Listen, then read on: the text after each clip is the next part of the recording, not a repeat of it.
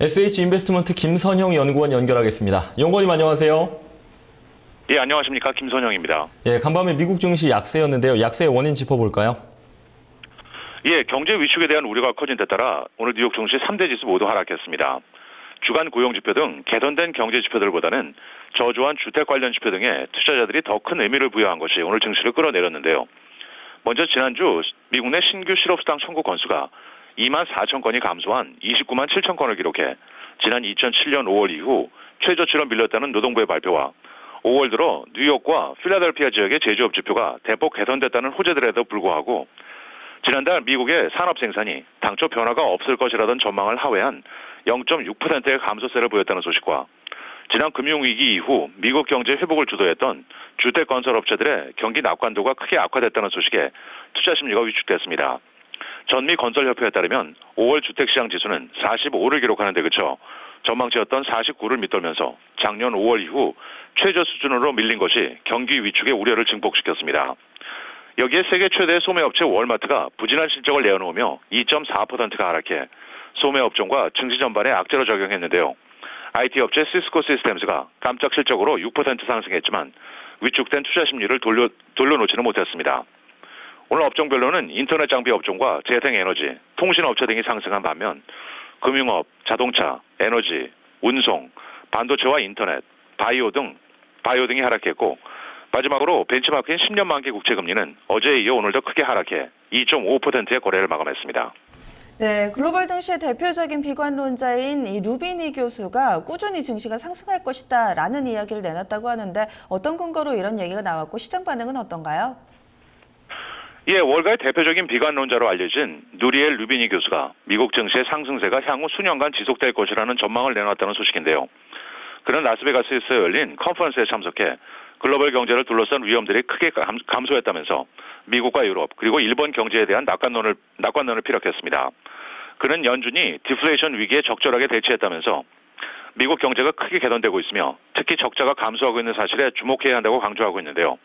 하지만 오늘 대다수 투자자들은 그의 이러한 입장 변화에 대해 그가 낙관론을 펼친 것이 결국 시장의 정점을 알려주는 시그널이라면서 다소 냉소적인 반응을 보이고 있습니다. 오늘 특징 종목들을 보겠습니다.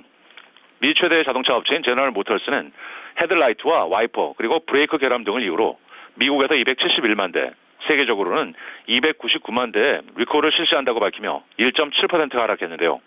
제너럴 모터스는 이번 리콜로 약 2억 달러가 소요될 것으로 예상을 하고 있습니다. 병원 운영업체인 킨드레드 헬스케어는 동종업체인 젠티바 헬스케어를 총 5억 3,300만 달러, 주당 14달러에 인사하겠다는 적대적인 제의를 했다고 발표했는데요. 이 뉴스로 킨드레드가 11%가 상승한 반면 젠티아는 62%의 폭등세를 보였습니다. 증권사 RBC 캐피탈이 투자 의견을 중립에서 비중 확대로 높인 데 따라 영국 기반의 대형 정유업체 브리티시 페트롤리움이 0.9% 상승했고 반면 어페럴 판매업체인 얼반 아웃피터즈는 증권사 FBR 캐피탈이 올 후반기 매출 증가세가 감소할 수 있다면서 투자 의견을 매수해서 중립으로 낮췄다는 소식에 3.6% 하락했습니다. 제약업체인 아스트로제네카는 개발 중인 암 치료제의 임상실험 결과가 예상을 상회하는 효능을 보였다는 소식에 3% 상승한 반면 마지막으로 MRI 스캐너 등 의료기기 생산업체인 포나 코퍼레이션은 지난분기 예상을 크게 하회한 분기 실적과 함께 올 한 해 실적 전망을 낮춰 잡으며 19%의 급락세를 보였습니다. 네, 이어서 경제 지표와 일정 보겠는데요. 미국의 4월 소비자 물가가 상승세를 이어갔네요. 예, 그렇습니다. 어제 생산자 물가 급등에 이어 4월 중 미국의 소비자 물가 지수인 CPI 역시 상승세를 보였습니다. 노동부에 따르면 4월 미국의 CPI는 작년 6월 이후 가장 큰 폭인 전달보다 0.3%가 상승해 전망치에 부합했지만 변동이 큰 식품과 에너지를 제외한 근원 지수는 0.2%가 올라 당초 0.1%였던 전망치를 상회했습니다. 전문가들은 CPI가 연준의 목표치인 2%에 근접함에 따라 연준에게 테이퍼링을 지속할 명분을 줄 것이라고 분석을 하면서 이것이 오늘 증시에 또 다른 부담으로 작용했습니다. 내일은 상무부의 4월 주택 착공과 건축 허가 건수, 그리고 미시간 대학의 5월 소비자 태도 지수 등의 경제 지표와 함께 태양광 업체인 카나디안 솔라가 실적 발표를 할 예정입니다. 네, 알겠습니다. 오늘 말씀 고맙습니다. 네, 고맙습니다. 네.